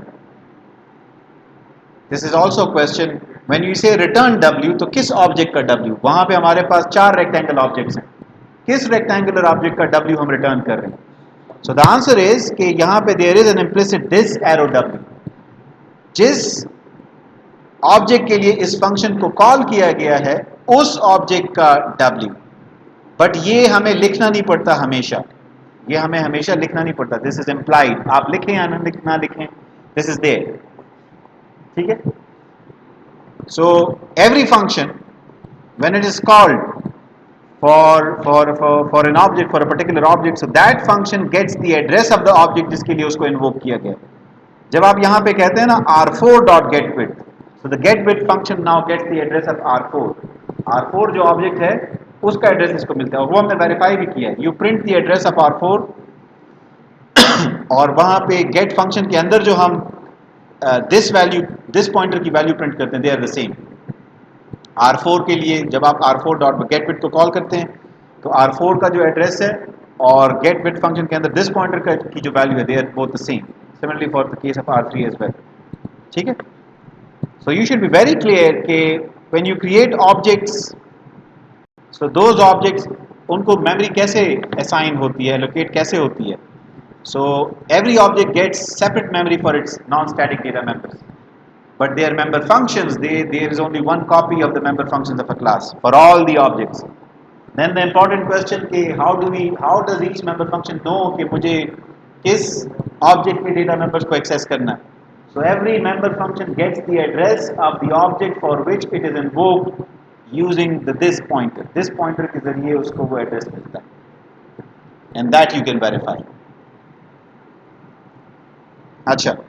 Now these things, memory model and abstractions, they like do not have anything directly related to object-oriented programming, but nevertheless, it is an important concept in computing. आप computers को use करते हैं, you are using operating system, you do programming, so you should be aware कि how is the hardware like what is the difference between the actual physical hardware, and the way you see that hardware or use that hardware on your system. Now physically, your hard drive, it has circular plates, okay? And that plate is coated with magnetic material on either side, both sides. And you might have multiple physical plates. अगर आपकी laptop की hard drive है, तो maybe you might have 2 or 3 plates. अगर आपकी desktop की hard drive है, so you may have 3 or 4 disks or plates circular. Now, when you access your computer, your hard drive on your inside your operating system, this is not the picture that you get. The picture is, this is your hard drive. You have these two logical drives. इनको हम logical drives कहते हैं, C and E. ठीक है? So actually we have physical disks, and here logically we have the C drive and D drive. ठीक है? अच्छा, so how do these two things relate? So definitely there is some abstraction. बीच में there is some abstraction. Physically things are different, but the operating system shows you things in a different way. ठीक है? Physically, this file, ठीक है? This file may be like stored on a few sectors of a disk. ठीक है? Sectors क्या चीज़ें होती हैं? आपकी जो disk होती है, it is divided into circles. ठीक है? और उस सर्कल पे देयर आर स्मॉल मैग्नेट्स जिनकी ओरिएंटेशन को चेंज करके यू एक्चुअली स्टोर बिट्स. तो physically a file can exist if it is a huge file. For example, if you have a movie file जिसका साइज है 2 GB या 3 GB, so that file can exist on different physical disks. मुख्तलिफ physical disks पे वो exist कर सकती है, but यहाँ आपको वो एक ड्राइव पे नजर आती है कि जी ये ई ड्राइव में मौजूद है या एफ ड्राइव में मौजूद है. ठीक है? सो this is an abstraction. Physically the way your data is stored on your hard drive, that is different, and logically the way you see it inside your operating system, that is different. ठीक है? So your operating system creates these abstractions. ठीक है? Physically, data is organized into यानी data is stored on circular metallic disks which are magnetically coated. Then those disks, they are divided into sectors, and those sectors are combined into cylinders. ठीक है? अब उनसे मुराद क्या है, that you can verify. Similarly, यहाँ पे verify से मतलब that you can explore. आप खुद से, we are not going to spend a lot of time here. The point that I raised this issue is that ये जो abstractions हैं, you use them on a daily basis. ठीक है? यानी physically data किसी और तरीके से स्टोर हो रहा है, लॉजिकली यहाँ आपको कंप्यूटर किसी और तरीके से दिखा रहा है. उसकी एक और बेहतरीन एग्जांपल है RAID. RAID is redundant array of independent drives. So the important servers that you have, for example, you have database servers या web servers, उसमें सिर्फ एक हार्ड ड्राइव नहीं होती. ठीक है? एक हार्ड ड्राइव अगर हो तो वो रिलायबल नहीं है. If that hard drive fails all the data is lost. Now corporations and organizations cannot afford that. So what they do is they have redundant hard drives. Redundant hard drive से मुराद ये है कि उनके पास 4 या 5 hard drive लगी होती है. Most चार होती है. रेड लेवल 4 अगर है तो 4 हार्ड ड्राइव होती है. वो 4 हार्ड ड्राइव्स आपको ऐसे नजर आती है जैसे एक hard drive. When you store a file, that file is stored on 4 different physical hard drives. When you store a file, a single file, that file is stored on 4 different physical hard drives. But as a user of that computer system, you can only see कि एक ही hard drive है, लेकिन physically 4 मुख्तलिफ hard drives पे आपकी file store होती है. Similarly, say when you are interacting with Facebook and Google and all that, तो they maintain data servers, और डेटा सर्वर्स उनके मुख्तलिफ कॉन्टिनेंट्स में हैं. यूरोप में है, से नॉर्थ अमेरिका में है, एशिया में है. Your data is available on all those data centres. अगर आप मूव कर जाते हैं, for example if you move from Asia to North America, so then चूंकि नॉर्थ अमेरिका का जो डेटा सेंटर है that is physically closer to you, so वहाँ से आपका डेटा एक्सेस होगा. बट अगर आप फेसबुक पे अपनी कोई तस्वीरें अपलोड करते हैं, so those pictures would be uploaded on to all the data centers that Facebook manages. अगर आप मूव करते हैं from one area to another, so आप nearest data center से फिर data access करते हैं. Now you're not, many people are not aware of these issues, but Facebook and Google and all these organizations, they have created this abstraction which hides that reality. So all you know is कि मेरे पास एक app है और मैं उसके ज़रिए से pictures upload कर रहा हूँ और उनको देख रहा हूँ और मेमोरीज आ रही हैं और ये हो रहा है वो हो रहा है. ठीक है. So the file systems that we have, please turn it on. हमारा टाइम अभी रहता है. We have 15 minutes, but it started at around 10:55. ठीक है. So just a few more minutes and then we are done. So the file systems, ये जो the file system that we have on our hard drive, maybe you have heard the names FAT16, FAT32, NTFS. So these are all different file systems. A file system is nothing but a data structure. File system is nothing but a data structure. So file system ये record maintain करता है. बातें नहीं please. So the file system maintains record के which sector has been allocated to which file. So you create a file, for example this presentation, we have created this presentation. So in the file system an entry is created for this presentation, इसका नाम क्या है, कब create हुई, वगैरह वगैरह वो सारी information. And then इसको hard drive पे कौन कौन से sector allocate हुए हैं. Sector number 10,535, sector number 11,536. So these are the sectors allocated to this file. When you delete a file, so one is quick delete and the other is erase, जिसको वो time लेता है. What is quick delete? Quick delete is कि आप data structure में information remove कर दें. आप बस वो allotment की detail ख़त्म कर दें कि नहीं ये ज़मीन, यानी जैसे पटवारी करते हैं, ठीक है, आपकी ज़मीन अपने रिकॉर्ड में किसी और के नाम कर देते हैं, तो ज़मीन तो वहीं रहती है, कहीं जाती नहीं है, बट रिकॉर्ड चेंज हो गया डेटाबेस में. So that is quick delete, quick erase, quick format. जब आप कहते हैं ना quick format is nothing but the deletion of the file system data structure. File system का जो data structure है वो clear कर दिया जाता है. और जब आप actual data को delete करना चाहें, so then you have to access every file और actual हर एक bit को बारी बारी जो है ना वो erase करना होगा. So that takes a lot of time. ठीक है? So again these are abstractions. Similarly, जी, हाँ. अच्छा, रिकवरी सॉफ्टवेयर परमानेंटली डिलीटेड वो नहीं कर सकते इस तरह की. When you install the recovery software, so it does two things. One, it constantly maintains copies of your file system data structure. कौन सी फाइल क्रिएट हुई, उसको कौन सा एरिया मिला, ठीक है. अब अगर उस एरिया वो एरिया उससे चला जाता है और वो एरिया एलोकेट होता है टू सम न्यू फाइल, तो देन गुड रिकवरी सॉफ्टवेयर्स वो क्या करेंगे कि उस फाइल के से वहाँ पे सेव होने से पहले वहाँ पे जो मौजूद डेटा है वो कहीं और लेके चले जाएं, ताकि अगर आपको रिकवर करने उस फाइल को तो they have a copy of that data. ठीक है. So the recovery software it has to very closely monitor the operating system, कौन कौन से फाइल्स क्रिएट हो रहे हैं, कहाँ पे क्रिएट हो रहे हैं. ठीक है. तो अगर वहाँ पे क्रिएट हुए हैं जहाँ पे पहले से एक फाइल मौजूद थी which you might need to recover in future although you have deleted that file, तो वो उसकी कॉपी पहले से मेंटेन कर लेता है, ठीक है। एंड जी हार्ड डिस्क में करता है और किसी ऐसी जगह पे करता है जो कि it is which it has reserve for itself, ठीक है। तो वो उसकी अपनी एक फाइल या एक डेटाबेस वो मेंटेन कर रहा होता है, ठीक है। तो वो डेफिनेटली हार्ड डिस्क पे करता है। There is another abstraction, important abstraction that you might not be aware of, and may be you are aware of that. You might have heard of the name virtual memory या page file, ठीक है। Now what is virtual memory और page file? The programs that you run, आपकी जो RAM होती है, it is always limited. Like you may have 4 GB, 8 GB RAM, 16 GB RAM, but your need for RAM it is not limited. RAM की जो requirement है वो limited नहीं होती, RAM limited होती है.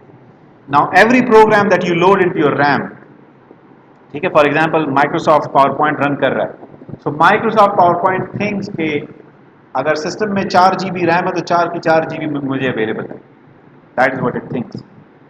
Similarly, Microsoft Word thinks कि मुझे सारी रैम अवेलेबल है. कोई और application software that you are running, code blocks thinks कि मेरे लिए सारी रैम अवेलेबल है. Every person is given this illusion, every application is given this illusion that you have the full RAM available to you. It is reserved for you. You can use it any way you please. ठीक है? That is an illusion that is created by the operating system. आपका operating system ये illusion create करता है. And how does it create this illusion? So इस illusion को create करने के लिए it uses some area on your hard drive as RAM. ठीक है, एज रैम तो इस्तेमाल नहीं हो सकता क्योंकि hard drive is secondary storage, it is not directly accessible, but आपका ऑपरेटिंग सिस्टम ये इल्यूजन क्रिएट करता है कि मेरे पास बहुत ज़्यादा रैम है. तो रैम अगर 2 GB है और वो 4 GB की इल्यूजन क्रिएट कर रहा है तो बकाया जो 2 GB है उसके लिए वो हार्ड ड्राइव को यूज़ करता है. ठीक है, सो एप्लीकेशन आप लॉन्च करते हैं, द एप्लीकेशन थिंक्स कि आई हैव रैम, ठीक है, लेकिन एक्चुअल फिजिकल रैम कम होती है, तो बकाया जो कमी है वो वर्चुअल मेमोरी से पूरी करता है. और now this is a very like sophisticated mechanism in the background जिसके ज़रिए से इसको मैनेज किया जाता है, वर्चुअल मेमोरी को मैनेज किया जाता है. But the point that I want to make is this is another important abstraction that we use but we are never aware of. अगर आपके सिस्टम में रैम कम हो, ठीक है, तो आप एक बात नोट करेंगे कि जब आप किसी एप्लीकेशन को, फर्स्ट कि आपने 4 एप्लीकेशंस रन की हुई हैं, आप ब्राउज़र को भी यूज़ कर रहे हैं, आप पावर पॉइंट को भी यूज़ कर रहे हैं और आप वर्ड को भी यूज़ कर रहे हैं, आप म्यूज़िक भी सुन रहे हैं, say for example, and right now you are working on your PowerPoint presentation for example. तो बाकी जो एप्लीकेशन है they go into the background, word, browser, they go into the background. So what your operating system does is कि वो RAM से उनको हटा देता है, ब्राउज़र को भी रैम से हटा देता है, वर्ड को भी रैम से हटा देता है. कहाँ पे लेके चला जाता है? वर्चुअल मेमोरी में लेके चला जाता है, हार्ड ड्राइव पे. जब आप पावर पॉइंट पे अपना काम कर जाएं और फिर आप वर्ड डॉक्यूमेंट पे आना चाहते हैं तो then when you click the word document, उस टाइम आप नोट करेंगे कि आपकी हार्ड ड्राइव की जो एलईडी है वो ब्लिंक करना शुरू कर देती है, because the operating system goes and फेचेस that data and the application from virtual memory into the physical memory. ठीक है, तो ये सारा, अगर आपकी रैम कम है तो आप कॉन्स्टेंटली हार्ड ड्राइव पे वो डेटा स्टोर करेगा, फिर वहाँ से उठाएगा, फिर स्टोर करके उठाएगा, तो आप कॉन्स्टेंटली आपकी हार्ड ड्राइव यूज़ हो रही है. ठीक है,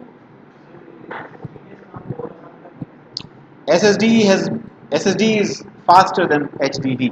SSD is electronic, HDD is mechanical, electromechanical, so it is faster. ठीक है, but it is still secondary memory. The only difference is it works faster than, again ये एक और एग्जाम्पल है. SSD मुख्तलिफ तरीके से डेटा को स्टोर करती है, hard drive, magnetic hard drive जो है, मैग्नेटिक डिस्क ड्राइव, वो अलग तरीके से डेटा को स्टोर करती है. Optical drives they store data differently. Tape drives जिस वो मैग्नेटिक टेप को यूज़ करते हैं, they store data differently. But your operating system वो आपको तमाम को सिर्फ एक लॉजिकल ड्राइव की तरफ दिखाता है कि this is C drive, D drive, E drive, F drive, फलां ड्राइव, फलां drive. So this is again abstraction. The last abstraction that I want to talk about is कि आपकी जो RAM है, if you take out the RAM module, SIM or DIMM, usually it is DIMM, dual inline memory module, तो आप उसको अगर उठाएं ना तो दोनों साइडों पे उसकी चिप्स लगी होती हैं, आईसीज होती हैं. You count the ICs. आप उन ICs को काउंट करें, they would always be in the powers of 2, या 4 होंगी या 8 होंगी या 16 होंगी या 32 होंगी, जो भी मोस्टली 4 या 8 होंगी, ठीक है, या 16 होंगी अगर दोनों साइडों पे हैं. You have a different IC here and different IC here, they would be 16 ICs. Now this is for a reason कि आपके पास या 2 ICs हैं या 4 ICs हैं या 8 ICs हैं या 16 ICs हैं. हर IC जो है उसमें at any given time you can only save or access a single byte. If you have one physical IC, in that physical IC at any given time you can only store a single byte of data, or you can read a single byte of data from it. ठीक है. Now एक integer जो होता है उसमें 4 bytes होते हैं. A double requires 8 bytes. Now if you read a double variable, if you read a double variable from RAM और उसको आप माइक्रो प्रोसेसर में ला रहे हैं, तो अगर वो एक ही फिजिकल चिप पे पड़ी हुई तो आपको एक डबल वेरिएबल रीड करने के लिए 8 साइकिल्स चाहिए होते हैं. समझ में आ रही है मेरी बात? अगर आपकी जो रैम है, if you look at your RAM, it has physical different physical ICs, ठीक है, तो आपके पास फिजिकल चिप्स है मुख्तलिफ. अब आपको यहाँ पे जो रैम की पिक्चर है ना, दैट इज के वी हैव वन कंटिगुअस अरे of memory. The picture that we have as programmers of RAM is के RAM is just one contiguous array of memory locations जिसमें आप byte size data को store कर सकते हैं. But physically that is not the case. Your RAM is divided into different physical chips. ठीक है. अच्छा, now उसमें अब मैं आपको एक physical problem बताता हूँ, limitation, that is कि if you want to like access data from a physical IC, so you can only access a single byte, whether reading or writing, in one cycle. ठीक है.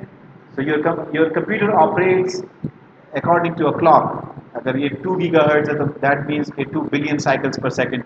So in one cycle it can access only a single byte of data from a single physical IC. If your double variable is stored on a single physical IC, it would take 8 cycles to access that data, which is very slow. So होता क्या है, आपका एक जो variable है ना, double variable, it is separate on 8 different physical ICs. ठीक है. Now that may not make sense. ये कैसे हो रहा है? एक वेरिएबल है और वो 8 मुख्तलिफ फिजिकल आईसीज पे स्टोर होता है. एक बाइट एक आईसी पे, दूसरा बाइट दूसरा है, तीसरा बाइट तीसरा, चौथा बाइट चौथा. उसका फायदा क्या होता है? You can access all the 8 bytes in a single cycle. ठीक है. But physically it is very complicated. As a programmer it becomes even more complicated for you to imagine. अच्छा ये हो रहा है, ठीक है, तो ये एक एक बाइट पर जुड़ेंगे किस तरीके से, 8 बाइट का मुझे मिलेगा, वो वैल्यू किस तरह मिलेगी. This is the beauty of abstractions. So you have in essence things going differently और मुख्तलिफ तरीके से हो रहे हैं, and then you create an abstraction for the user. User को वो डिटेल्स सारी उससे छुप जाती हैं. So you just provide a simple interface to the user जो उसको यूज़ करना समझना आसान होता है. ठीक है. So we'll talk about the rest of it in tomorrow's lecture inshallah. So tomorrow we'll start with memory models और हम ये जो कोड सेगमेंट और इन चीज़ों की बात करेंगे. ठीक है. Any questions? No questions? So tomorrow inshallah we'll start with this thing. We'll talk about the new and delete operators जिनको आप पिछली लैब में यूज़ कर चुके हैं. And if time permits, we'll talk about operator overloading, because the next lab is about operator overloading. Already like there are demonstration video demos on operator overloading that have been uploaded to YouTube. So I'll share those on Google Classroom. Next का जो lab का handouts है उसके साथ मैं share कर लेता हूँ. So if we do not have time to discuss those topics in tomorrow's lecture, you'll have something to watch and learn from for Friday's lab. ठीक है. उस वक्त मेरी क्लास होती है प्रोग्रामिंग की सेकेंड सेमेस्टर के साथ. So on last Friday, let me end this session.